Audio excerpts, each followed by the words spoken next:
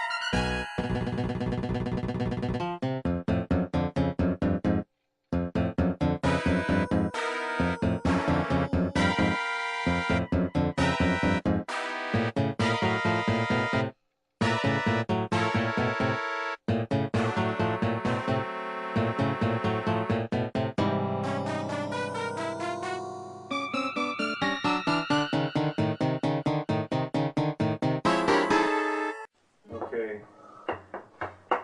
we're here to talk some more about the Wii. Yeah, we just want to expose it for what it really is and kind of de-brainwash people. If you're not already in it, we're here to tell you the truth about it. I mean, a lot of people, they play it and they still think it's great or whatever. I don't know, but it's pretty much a big joke.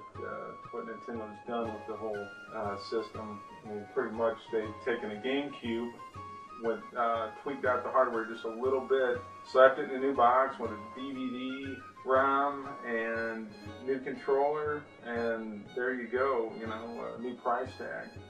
And on that subject, is it really fair to even compare the Wii to these next gen systems that are, they ain't gaining nothing off, the console, because the consoles ain't cheap. They're losing money for us, unlike Nintendo. So. Exactly. Nintendo's making every little penny they can off of you.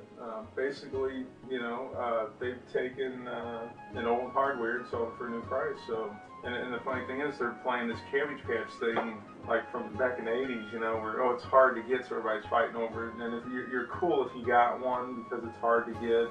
And all that stuff, and you can sell it on eBay, and it's pretty much become a big joke. People are going to be laughing about this in a few years from now. I can guarantee you that. It may not be written in the history books that way, but that's what's going to happen. Pretty much. I'd have to say that every system Nintendo sells, is coming right off the shelf. When all this is done and over with, they're not going to have anything in stock. They're not wasting any money whatsoever. They're just totally making money. They're playing the market, the hardware game better than anybody right now. Okay, my first experience playing the Wii. Well, you can watch the commercials, and the people are having a little too much fun playing those games, and it made me question. Well, I definitely got to try it out, but I'm not going to buy one. So, I tried it out a few times. I played Red Steel. Was it like the commercial where, the kid's got the sword against the dude's neck and was, moving the sword around pretty much totally controllable? That's the way it looked to me on the commercial. Mm-hmm. It wasn't anything like that. You can only slice in certain directions, it detects your movement, not your total motion. That's deceiving. And people jumping out from behind their couches, that's deceiving, over-exaggerated. Yeah, it's totally ridiculous. It's not that fun. It's not that intuitive. You play the tennis. You don't even control your character running around. You throw the ball up, hit it. Like, oh, that's kind of cool. And then you swing to hit it.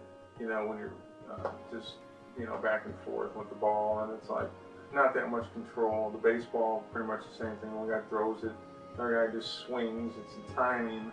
It's not really, my bat's up here or down here or anything. Really deceiving on that. The one I was surprised with was the Wii games with the pool game, where you can actually pull the remote back from the TV or the sensor or whatever, and then move forward to hit the ball. That was kind of cool, but it's not that great. Does it redefine the way I actually play games? Not really. There's certain kind of games that you just cannot play as good with that Wii remote as you can a regular controller. First-person shooters definitely just do not work well with it. All third-party games are not doing well because they ain't built originally around the controller. So you have to depend on Nintendo games with that controller. It's pretty limited. I mean, you could never do the pretty much an online experience with your friends and have as much fun as you could with a controller with the Wii remote. I mean, you just can't, especially a first-person shooter. I mean, you're moving around one stick, and the other stick you're pointing. You have to point to the sides of the screen to move, your camera, up, down, left, right. So it's slower. You're aiming with the remote. It's not like you got like the old days when just a light gun even, where you're actually, it's more realistic than holding something like this, shooting at the screen, and especially driving games. I mean, you're holding a little remote like this when you could be just, using the stick or buy one of those nice steering wheels, which is the best experience. So the Wii remote is not revolutionizing gaming. It's actually total opposite, in my opinion. It's making it even more fake. I'm sorry. I mean, that's the way I feel about it. Yeah, the 360 controller is what we have from the original paddles. That's how far it has come, and they've perfected it now. And now the Wii brought out this new controller.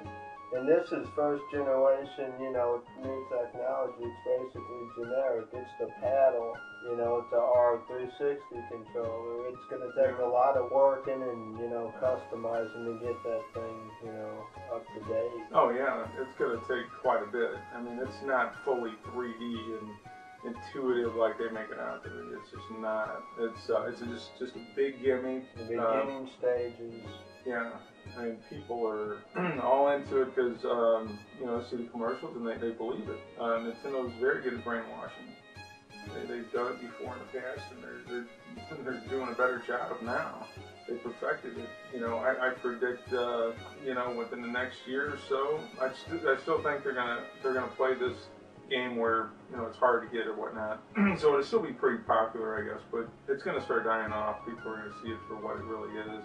And hey, these regular games that come out are more fun with the regular stick on the other systems and even look better because they're true next-gen hardware than this whole Wii with this remote that can't do half the stuff that a regular controller really does, or doesn't do it half as good, I should say.